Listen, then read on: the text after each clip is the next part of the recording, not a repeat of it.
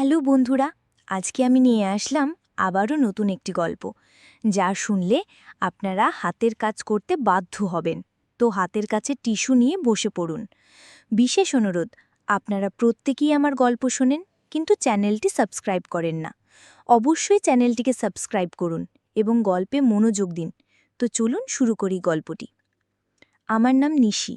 বাসর রাতে যখন আমি অনেক আশা আর ভালোবাসা নিয়ে আমার বরের জন্য অপেক্ষা করছিলাম, তখন গভীর রাতে পাশের ঘর থেকে কয়েকজন মহিলার অদ্ভুত শব্দ ভেসে আসছিল।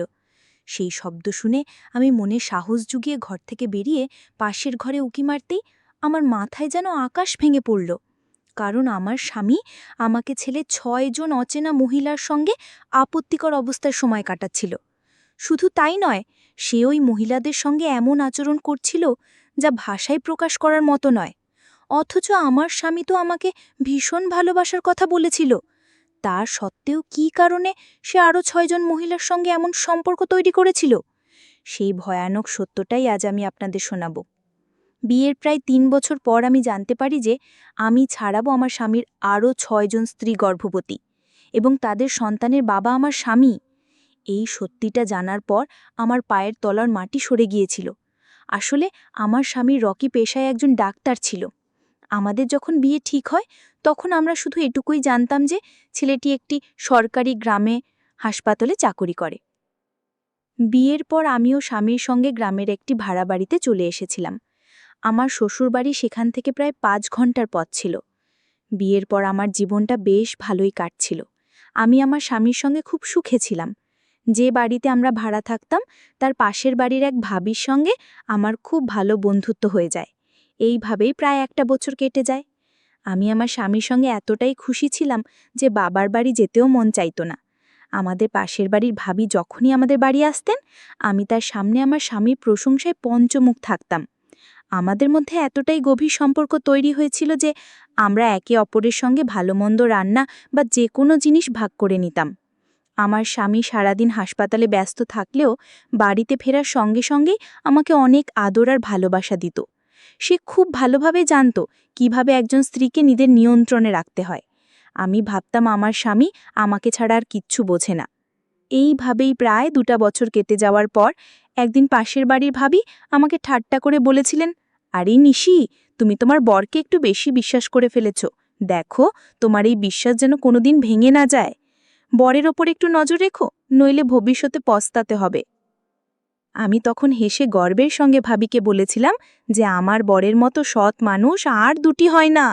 আমি তাকে অনেক ভালোবাসি এবং বিশ্বাস করি, তাই এসব কথা বলে কোনো লাভ নেই।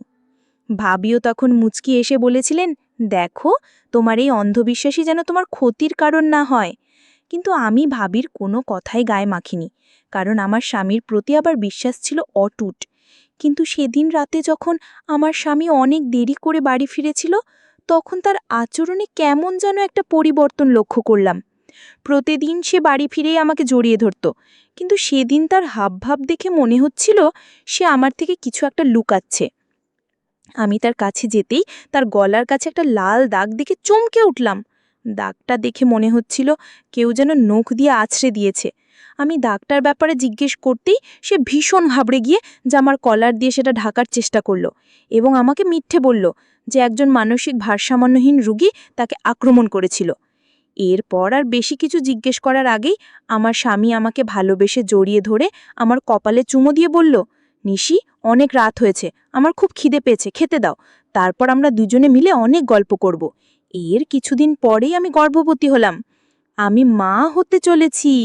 এই খবরটা শুনে আমার স্বামীর আনন্দের কোনো সীমা ছিল না। আমরা দুজনেই খুব খুশি ছিলাম যে এবার আমরা বাবা মা হতে চলেছি। আমাদের বাড়িতে রিনা নামের একজন কাজের মেয়েও কাজ করত। এর কিছুদিন পর একদিন সকালে আমাদের কাজের মেয়ে রিনা যখন বাড়িতে এলো, তখন তার মুখ দেখেই বুঝতে পারলাম যে সে খুব অসুস্থ। আমি জিজ্ঞেস করাতে সে জানালো যে তার খুব জ্বর আর কাশি। রিনা অসুস্থ শুনে আমার স্বামী তার প্রতি খুব সহানুভূতি দেখালো। সে এতটাই দয়ালু সেজেছিল যে রিনাকে কিছু টাকা দিয়ে বাড়ি পাঠিয়ে দিল এবং বলল সে পুরোপুরি সুস্থ না হওয়া পর্যন্ত যেন কাজে না আসে। আমাদের এই উদারতা দেখে রিনা আমার স্বামীর পা ছুঁয়ে বলেছিল, মালিক, আপনি অনেক ভালো মানুষ। আমার কষ্টটা বুঝতে পারার জন্য আপনাকে অনেক ধন্যবাদ। আমি তখন রিনার পিঠে হাত বুলিয়ে বলেছিলাম, আমরা মানুষ যদি মানুষের কষ্ট না বুঝি তাহলে কি করে হবে? রিনা তখন খুশি হয়ে চলে গেল। কিন্তু সেদিন আমি আমার স্বামীর চালাকিটা একটুও বুঝতে পারিনি। তার এই দয়া দেখানোর পেছনে যে একটা ভয়ঙ্কর উদ্দেশ্য লুকিয়েছিল তা আমি কল্পনাও করতে পারিনি। আমি ভেবেছিলাম আমার স্বামী সত্যি একজন ভালো ও দয়ালু মনের মানুষ, কিন্তু পরে যখন তার আসল রূপটা আমার সামনে আসে তখন আমার পায়ের তলার মাটি সরে গিয়েছিল। সে মানুষ ছিল না, ছিল মানুষের চেহারার আড়ালে এক ভয়ঙ্কর দানব। ধীরে ধীরে আমার স্বামীর আচরণে এমন কিছু পরিবর্তন আসতে লাগলো যা আমার মনে সন্দেহের জন্ম দিল। সে বেশিরভাগ সময় বাড়ির বাইরে থাকতে শুরু করেছিল এবং যখনই বাড়ি আসতো কিছুক্ষণ থেকেই আবার মাঝরাতেও বেরিয়ে যেত। আমি জিজ্ঞেস করলে একটাই উত্তর দিত, যে রুগীদের জরুরি তলব এসেছে। কিন্তু কেন যেন আমার মনে খটকা লাগতে শুরু করলো, যা এর আগে কখনো হয়নি। একদিন রাতে যখন সে একই অজুহাত দিয়ে বাড়ি থেকে বেরোলো, আমিও লুকিয়ে তার পিছু নিলাম।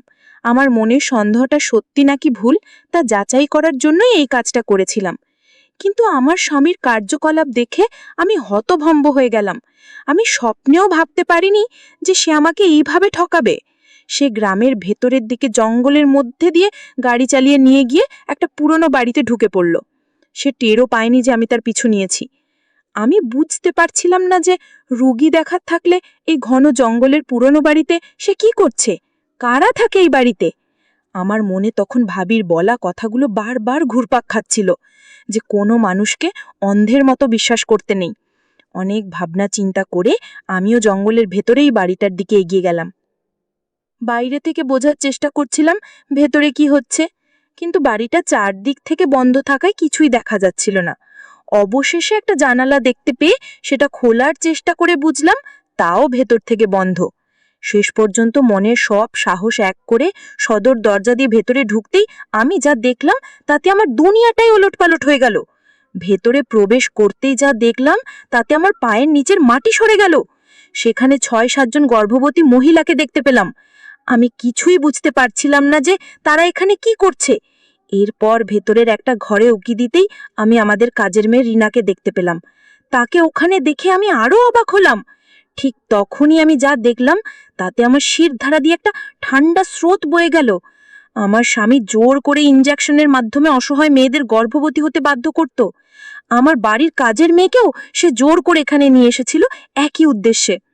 ওই ঘরে ঢোকার পর একজন বয়স্ক মহিলা ও একজন শক্তিশালী লোক আমাকে দেখতে পেয়ে রেগে গিয়ে আমার হাত চেপে ধরে বলল, আপনি কে, এখানে কি করছেন? এক্ষুনি এখান থেকে চলে যান, নইলে আপনার কপালে খুব খারাপই আছে। আমি তখন রিনাকে দেখতে পেয়ে তার কাছে ছুটে গিয়ে বললাম, রিনা, তুই এখানে কি করছিস? রিনা আমাকে দেখেই জড়িয়ে ধরে কেঁদে ফেলে বলল যে আমার স্বামী তাকে জোর করে এখানে নিয়ে এসেছে যাতে সেও অন্য মেয়েদের মতো গর্ভবতী হতে পারে। আসলে আমার স্বামী অসহায় দরিদ্র মেয়েদের খুঁজে বের করে ইনজেকশনের মাধ্যমে তাদের গর্ভবতী করত এবং বাচ্চা হওয়ার পর সেই নবজাতকদের ধনী নিঃসন্তান দম্পতিদের কাছে লক্ষ লক্ষ টাকার বিনিময়ে বিক্রি করে দিত। এই কথাগুলো সে নিজেই আমাকে স্বীকার করে বলেছিল। সে নির্লজ্জভাবে বলেছিল, নুসরত, আমি যা করছি তা তোমার আর আমাদের বাচ্চার ভবিষ্যতের জন্যই করছি, যাতে তোমাদের একটা ভালো জীবন দিতে পারি, আমরা যেন বড় বাড়ি গাড়ি করতে পারি, তাই আমাকে এই কাজে বাধা দিও না। কিন্তু আমি তার এই জঘন্য কাজে সমর্থন করতে পারিনি। আমি বলেছিলাম, তুমি এতটা নিচু মানসিকতার মানুষ আমি স্বপ্নেও ভাবিনি। টাকার লোভে তুমি এই অসহায় মেয়েদের জীবন নষ্ট করে দিচ্ছ। তোমার এই পাপের ভাগিদার আমি বা আমার সন্তান হতে পারবো না। তুমি যদি এই কাজ না ছাড়ো আমি তোমাকে ছেড়ে চলে যাব। আমার কথা শুনে সে আমাকে হুমকি দিয়ে বলল, যদি বেশি বাড়াবাড়ি করিস তাহলে তোকেও এখানে বন্দি করে রাখবো আর তোর সন্তানকেও কোনো বড় লোকের কাছে বিক্রি করে দেব। তার এই হুমকি শোনার পরেও আমি তার কথা মানতে রাজি হইনি। আমি কোনো ক্রমে সেখান থেকে পালিয়ে সোজা থানায় চলে যাই এবং আমার স্বামীর সমস্ত কুকীর্তি ফাঁস করে দিই। সেই লোভী আর নিষ্ঠুর লোকটার আসল চেহারাটা জানার পর আমি তাকে ছেড়ে আমার বাবার বাড়ি চলে আসি। আমার বাবা মাও সবকিছু শুনে আমাকেই সমর্থন করেছেন। আমি কখনোই চাইনি আমার নির্দোষ সন্তানের বাবা এমন একজন নিষ্ঠুর, অসভ্য আর নিচু মনের লোক হোক। তো বন্ধুরা, আজকের গল্পটি এই পর্যন্তই। ভালো থেকো সবাই, কথা হবে পরবর্তী ভিডিওতে।